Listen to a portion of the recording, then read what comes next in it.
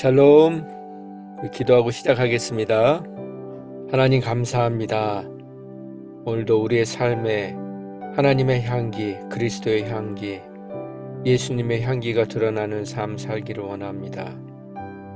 우리에게 그 생명의 향기로 영생을 주신 것처럼 우리의 삶이 그리스도의 향기, 예수의 향기의 삶을 삶으로 인해서 우리도 또 우리의 이웃들도 그 영생을 누리게 하는 이 복된 생명의 초대 통로가 되는 삶을 살 수 있도록 오늘도 말씀으로 우리를 새롭게 하시고 말씀으로 거룩해 하여 주시옵소서.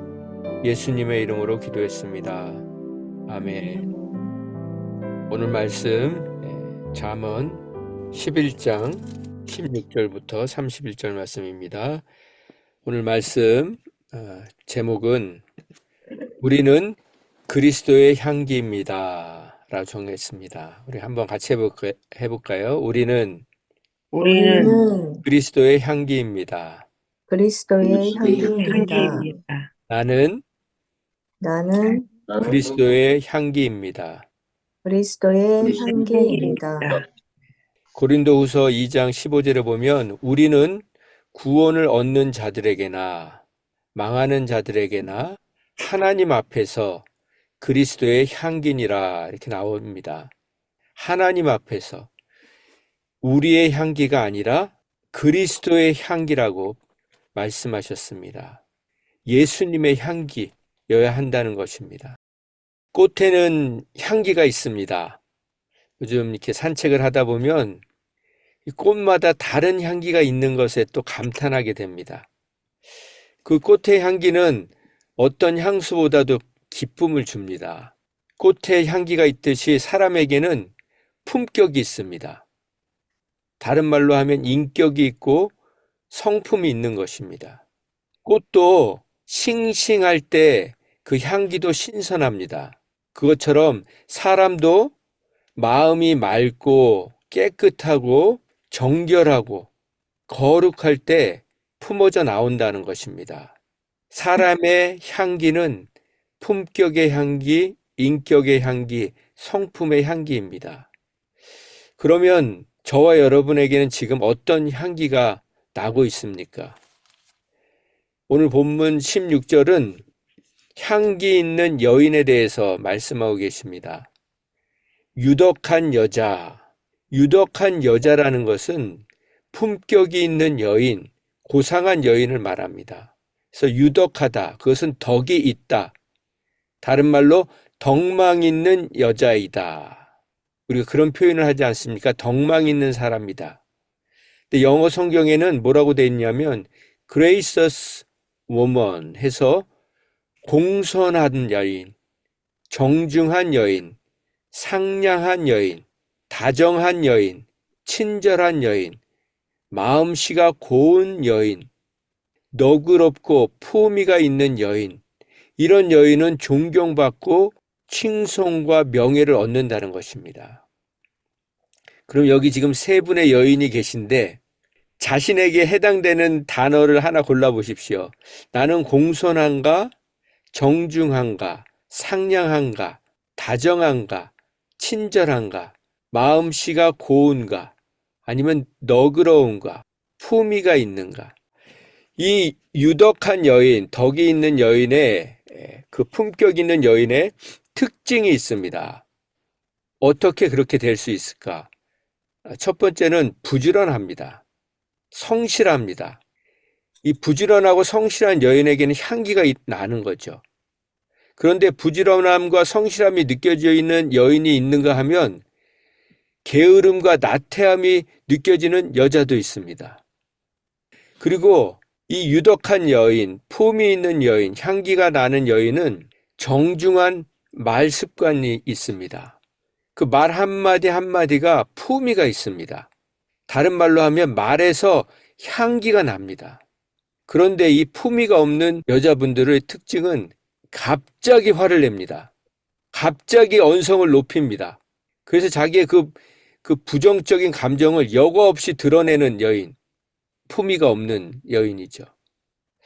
또 말에서 현명함과 지혜로움이 느껴지는 여인이 있는가 하면 말을 내뱉으면 촌스러움과 그 천박함이 쏟아져 나오는 여인들이 있습니다.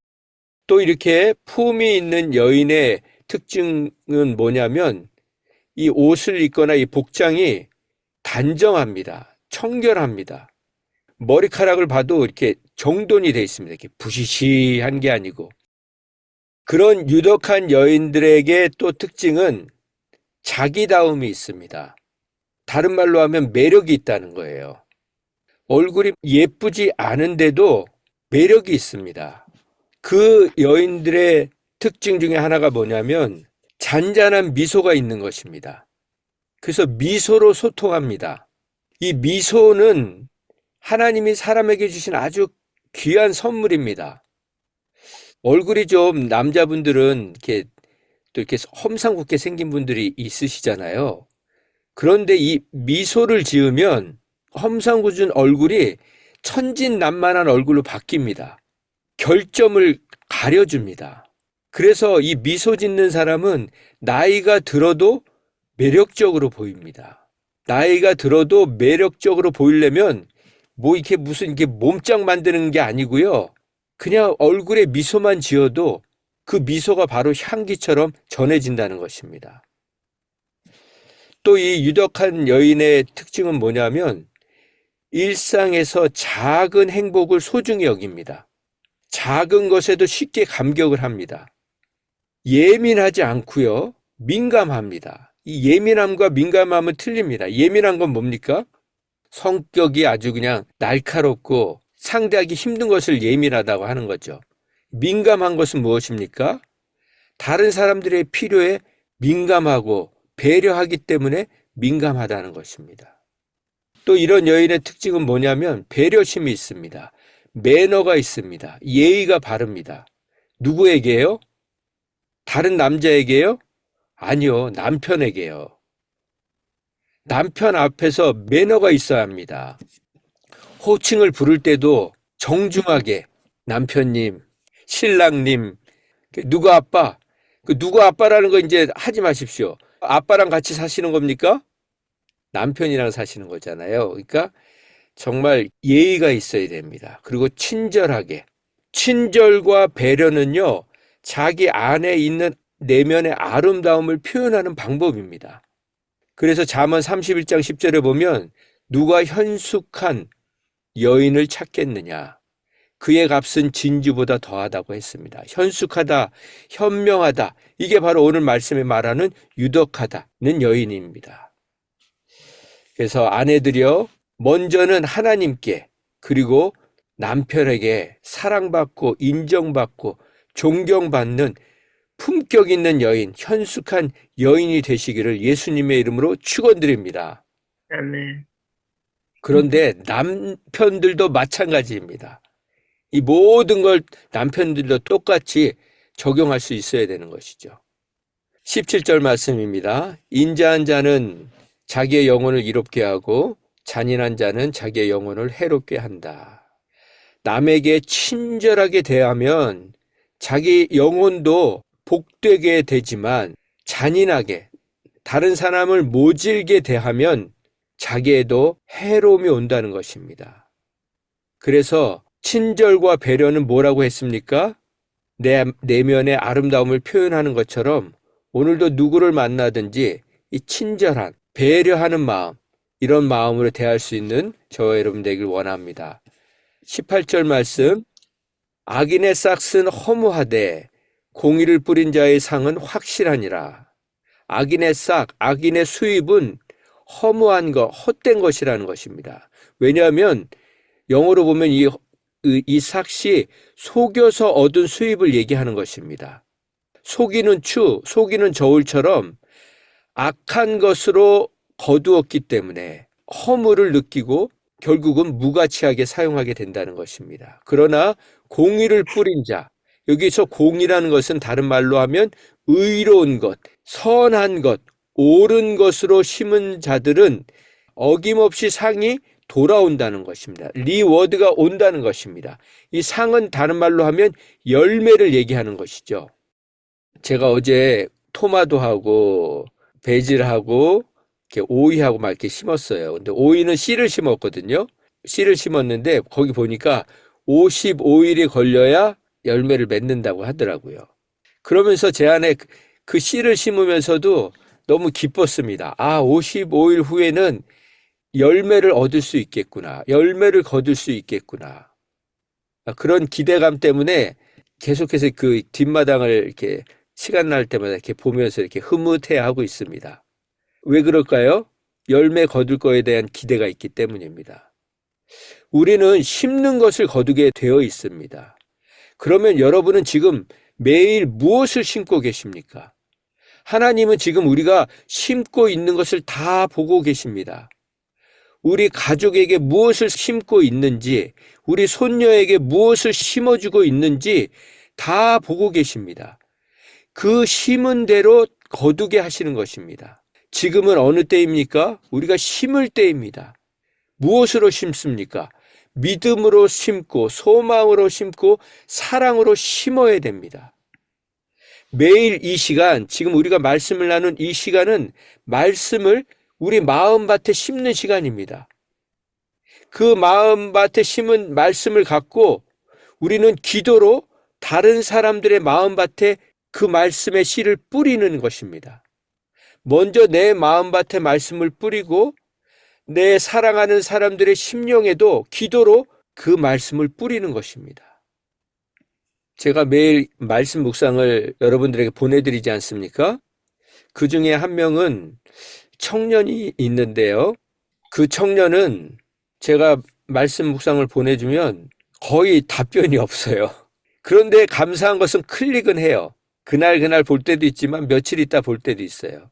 그러면 저는 말씀 묵상을 보내고 거기다 한 문장으로 글귀를 보냅니다. 하나님, 누구누구가 이 말씀처럼 살게 해주세요. 오늘 말씀이 유덕한 예이면 하나님, 누구누구가 정말 품이 있는 그리스도의 향기로 살게 해주세요. 그렇게 한 줄을 꼭 씁니다. 그런데 얼마 전에 답장이 왔습니다. 그래서 제가 답장을 읽어보니까 자기는 지옥에 가고 싶다는 거예요. 그런 답장을 받습니다.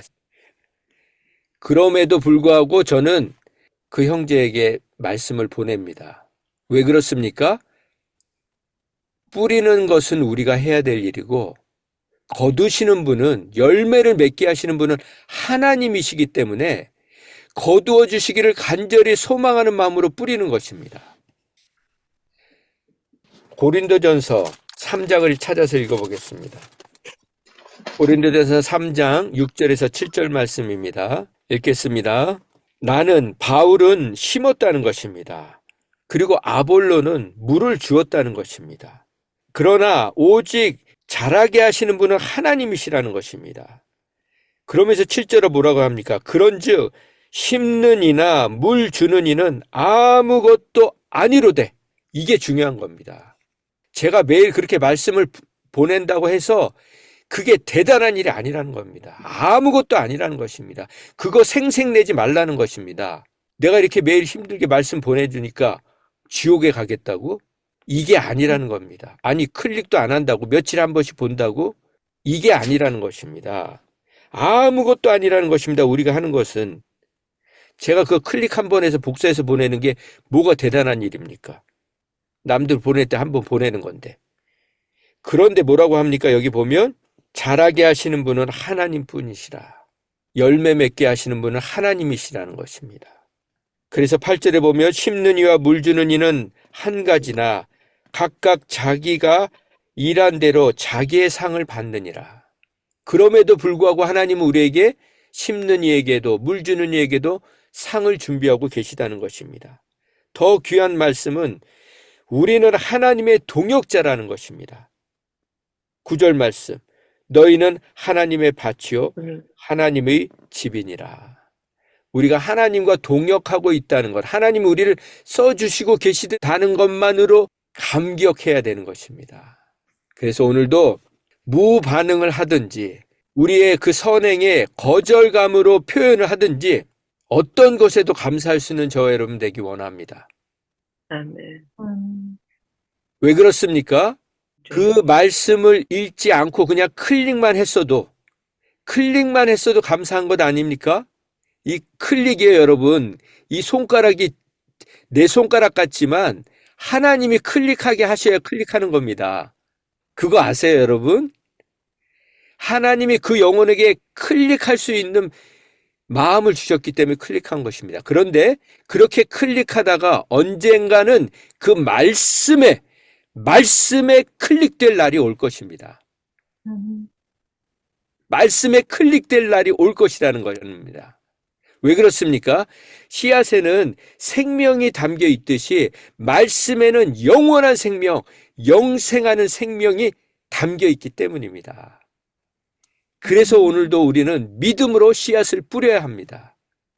그래서 제가 보내드린 말씀이 길면 그냥 한 절 말씀이 이래도 자녀들한테 꼭 보내세요. 우리 요한 집사님 사랑하는 손녀에게 보내세요. 할아버지가 요즘 영어 공부를 하고 있지. 그러면서 영어도 보내시고. 그런데 우리 한국 사람은 한국말도 잘해야 되니까 한국말도. 그리고 이런 건 이런 뜻이야. 뭐 길게 쓰실 것도 없어요. 한마디. 아니면은 그냥 우리 소윤이가 이렇게 하나님 살게 해주세요. 그렇게 보내세요. 가족방에다가 하나님 내 사랑하는 딸이 이렇게 살게 해주세요. 우리 사위가 이렇게 살게 해주세요. 이런 사람 되게 해주세요. 그게 씨앗을 뿌리는 겁니다. 심는 것입니다. 그래서 갈라디아서 6장 9절 말씀 보면 우리가 선을 행하되 낙심하지 말지니 포기하지 아니하면 때가 이름에 거두리라. 반드시 거둘 때가 온다는 것입니다. 제가 재밌는 말씀을 들었어요. 악한 사람은 넘어지면 실패하면 그것으로 끝장이지만 믿음의 사람은 넘어져도 뭐라도 주어서 일어나게 하신다는 거예요. 무슨 말인지 아시겠어요? 우리가 고난을 당하고 실패하고 좌절해도 넘어져도 하나님이 넘어져 있는 그 자리에서 뭐라도 주어서 다시 일어나게 해주신다는 거예요. 그러니까 우리는 그냥 넘어져도 실패해도 그냥 복을 받을 수밖에 없는 사람들입니다. 뒤로 자빠져서 코가 깨져도 잘 될 수밖에 없는 인생입니다. 네, 20절 말씀 보면 마음이 굽은 자는 여호와께 미움을 받아도 마음이 굽었다는 건 뭡니까? 삐뚤어진 사람, 삐딱한 사람, 그런 사람은 하나님이 미워하신다는 거예요. 그러나 행위가 온전한 자는 그의 기뻐하심을 받느니라. 날마다 정직하게 사는 사람은, 진실하게 사는 사람은 하나님이 너무 기뻐하신다는 것입니다. 23절 말씀, 의인의 소원은 오직 선하나 악인의 소망은 진노를 이루느니라. 의인의 소원은 무엇입니까? 좋은 일, 선한 일, 하나님이 기뻐하시는 일을 하고 싶은 거예요. 그래서 우리는 그 좋은 일, 선한 일을 하기 위해서는 사랑을 심어야 되는데 모든 사람에게 사랑을 심어야 됩니다. 그런데 사랑을 심기 위해서는 참아야 합니다. 인내해야 합니다. 그래서 고린도전서 13장 7절에는 사랑은 모든 것을 참으며 모든 것을 믿으며 모든 것을 바라며 모든 것을 견딘다. 사랑은 모든 것을 덮어주고 믿어주고 바라주고 견딘다는 것입니다. 다른 말로 하면 사랑을 심으려면 무슨 일이든지 어떤 사람이든지 참아줘야 한다는 것입니다.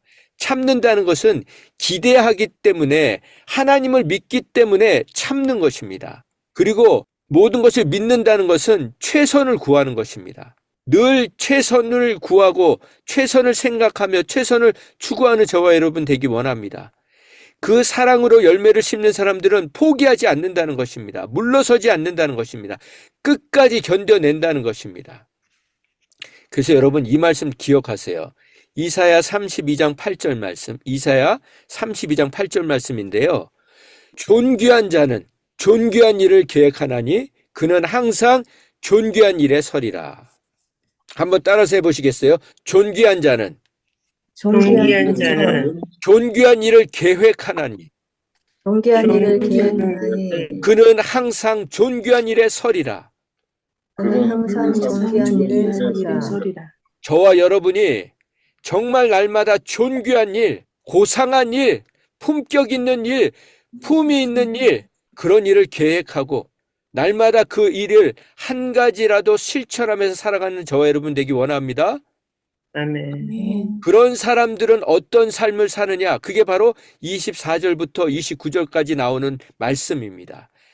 24절부터 29절 말씀은 구제에 대해서 납니다. 그런 사람은 흩어 구제하여도 많이 구제해도 더욱 부하게 된다는 것입니다. 25절에 보면 구제하기를 좋아하는 자는 풍족하여질 것이라는 것입니다. 남을 윤택하게 하는 자는 자기도 윤택하게 될 것이라는 것입니다. 왜 그렇습니까? 대가를 바라고 주지 않기 때문입니다. 누가복음 6장 38절 읽어볼까요? 38절 시작. 주라 그리하면 너희에게 줄 것이니 곧 후히 되어 누르고 흔들어 넘치도록 하여 너희에게 안겨주리라. 너희가 헤아리는 그 헤아림으로 너희도 헤아림을 도로 받을 것이다. 이 말씀 우리 너무 좋아하는 말씀 아닙니까? 주라 그리하면 너희에게 주는데 어떻게 우리가 하나님이 또 우리에게 주시냐면 누르고 흔들어 넘치도록 우리에게 안겨주시겠다. 이거 너무 좋아하는 말씀 아닙니까? 근데 이걸 누구에게 주느냐? 이게 중요한 거잖아요. 27절 말씀부터 그게 나옵니다. 우리 27절부터 쭉 읽습니다. 시작. 그러나 너희 듣는 자에게 내가 이르노니 너희 원수를 사랑하며 너희를 미워하는 자를 선대하며 너희를 저주하는 자를 위하여 축복하며 너희를 모욕하는 자를 위하여 기도하라. 이런 사람에게 주라는 것입니다. 너희 뺨을 치는 자에게 젖밤도 돌려대며 내 겉옷을 빼앗는 자에게 속옷도 거절하지 말라. 내게 구하는 자에게 주며 내 것을 가져가는 자에게 다시 달라 하지 말며 남에게 대접받고자 하는 대로 너희도 남을 대접하라. 너희가 만일 너희를 사랑하는 자만 사랑하면 칭찬받을 것이 무엇이냐? 죄인들도 사랑하는 자는 사랑하느니라. 너희가 만일 선대하는 자만을 선대하면 칭찬받을 것이 무엇이냐? 죄인들도 이같이 하느니라. 너희가 받기를 바라고 사람에게 구워주면 칭찬받을 것이 무엇이냐? 죄인들도 그만큼 받고자 하여 죄인에게 구워주느니라. 오직 너희는 원수를 사랑하고 선대하며 아무것도 바라지 말고 구워주라. 그리하면 너희 상이 클 것이요 또 지극히 높이신 자의 아들이 되리니 그는 은혜를 모르는 자와 악한 자에게도 인자하느니라. 너희 아버지의 자비로우심 같이 너희도 자비로운 자가 되라. 비판하지 말라. 그리하면 너희가 비판받지 않을 것이요 정죄하지 말라. 그리하면 너희가 정죄받지 않을 것이요 용서하라. 그리하면 너희가 용서받을 것이요. 그리고 나서 말씀하시는 게 주라. 너희 원수에게 줘라. 너에게 뺨을 치는 자에게 줘라. 너에게 저주하는 자에게 주어라. 너희를 모욕하는 자에게 주라는 것입니다. 그러니까 결국은 뭡니까? 남편에게 밥 잘 차려주라는 거예요. 이 남편들 반찬 투정하지 말라는 거예요. 그냥 저한테 하는 말입니다. 네. 이제 마지막 말씀을 마무리합니다. 30절 말씀 읽겠습니다. 시작. 의인의 열매는 생명나무라. 지혜로운 자는 사람을 얻느니라. 지혜로운 사람은 사람을 얻는다는 것입니다. 오늘 우리가 무슨 유덕한 여인, 그래가지고 뭐 공손하고 정중하고 상냥하고 다정하고 친절하고 마음씨가 곱고 너그럽고 품위가 있는 여인, 여러분 왜 우리가 이런 여인이 되고 남편이 되어야 합니까? 칭찬받으려고요? 아니죠. 그렇게 살아야 하는 이유는 바로 사람을 얻기 위해서인 것입니다. 영혼을 구원하기 위해서 우리가 공손하게도 하고 정중하게도 하고 원수에게 베풀기도 하고, 그게 바로 내가 착한 사람이라고 인정받고 칭송받고 명예를 얻기 위한 것이 아니고 한 영혼이라도 얻기 위해서, 구원하기 위해서 우리에게 그렇게 하라는 것입니다. 그래서 우리가 그리스도의 향기로 살고 존귀한 일을 계획해야 된다는 것입니다. 우리의 모든 믿음의 씨앗들이, 우리들의 행위가, 말과 행동 모든 것이 결국은 이 영혼을 얻기 위한 것에 포커스하는, 집중하는 저와 여러분 되기 원합니다. 바로 사람이 하나님이 우리에게 주시는 가장 큰 열매이기 때문입니다. 결국 우리가 그 밭에서 그냥 오이 몇 개, 토마토 몇 개 먹으면서 즐거워하는 그런 육의 사람이 아니라 정말 한 영혼이 돌아오는 것을 기대함으로, 그렇게 인내함으로 기도의 씨앗을 뿌려서 영혼을 구하는 저와 여러분이 되길 원합니다. 기도하겠습니다. 하나님 감사합니다. 존귀한 사람은 날마다 존귀한 일을 계획하고 존귀한 일에 선다고 했습니다. 하나님, 가장 존귀한 일은 영혼을 구하고 사람을 얻는 것임을 믿습니다. 하나님, 그 일을 위해서 우리의 삶이 정돈되고 정리되고 품위가 있고 향기가 나게 하여 주시옵소서.